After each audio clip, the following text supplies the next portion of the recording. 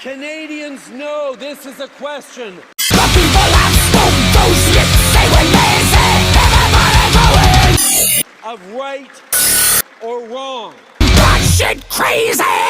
Canadians know that yes, it is incredibly hard for Ukraine to continue to stand against a Russian aggression. And let's be honest, it's hard for the democracies around the world who are there to support their citizens, who are investing for the future, who are challenged with a challenging economy around the world to continue to step up as Canada has with close to $9 billion in aid for Ukraine. But we will, because the cost on Canadians, on our lives, on our world will be so much greater if Putin wins this war that we will and have to stand every single day until Ukraine wins this war.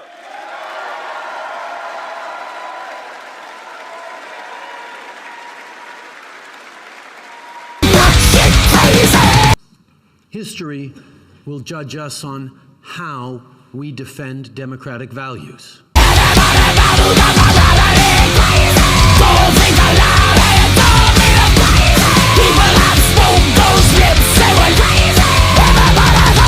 There are those here who've come from Bucha and Kharkiv. They are part of a group of Ukrainian scientists who found safety in Canada, and their expertise in the clean economy is helping the world unwind its dependence on the fossil fuels weaponized by despots like Putin. A humanitarian volunteer just 12 days ago. He was killed in a Russian strike while trying to help civilians in Donetsk Oblast, innocent people who are being brutalized by the Kremlin's unprovoked aggression. You have galvanized the world. You have made the bonds between democratic allies and friends stronger than ever.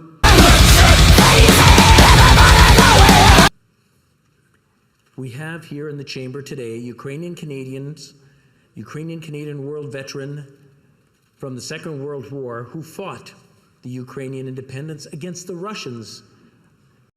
Oh dear, you didn't read that bit right, did you? You thought, oh, they were fighting with the Ukrainians. No. The Russians were fighting the Nazis to stop them actually coming towards the Russian border. And the Germans, who you just pointed out, him there, was actually invading Ukraine to take it over. Yeah. Oops. Duh. Who fought the Ukrainian independence against the Russians. The intelligence that we're seeing today is still not encouraging. And continues to support the troops today, even at his age of 98.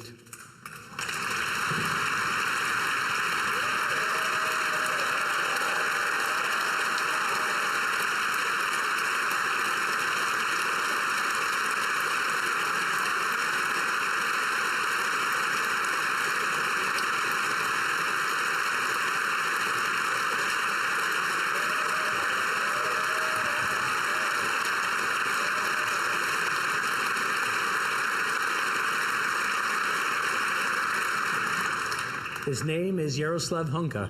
Well, it seems that a lot of them now are trying to take a step back because they've been called out for it, obviously. So I thought I'd take a look at just one of them, because this has been brought up.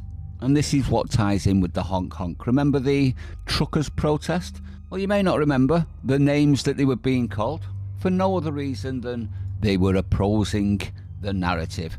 The other side always accuses opponents of that, which they themselves are guilty. Have a listen to this.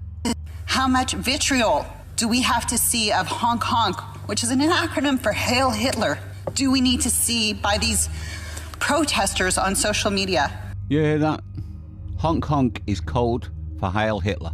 Absolutely disgraceful, that, isn't it? These are working class people that just were hitting out because their industry and their livelihoods was being stripped apart by people like this. This woman is called Yara Sachs, and is a Canadian Parliament member who then went on yesterday to applaud an actual An actual, in her face, Yahtzee.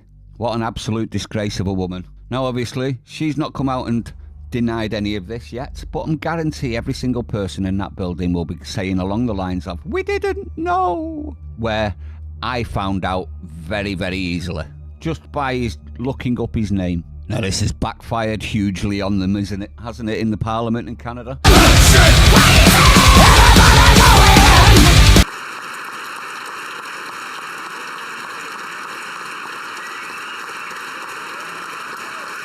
A nod's as good as a wink to a blind bat, eh?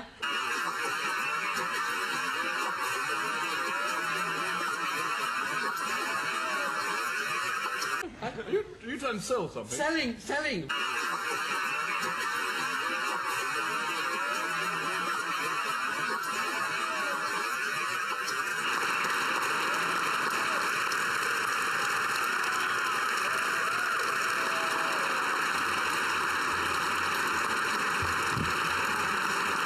Very good, very good.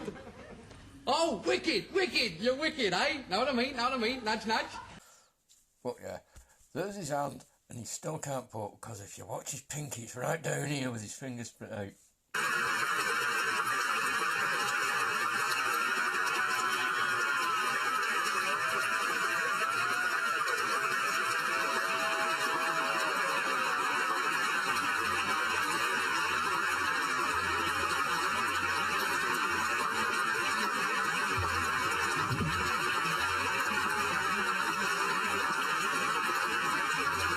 Because he can't get them two together. That is not that, and is not that. You pink it down here like this, and it still won't go. You can't do that.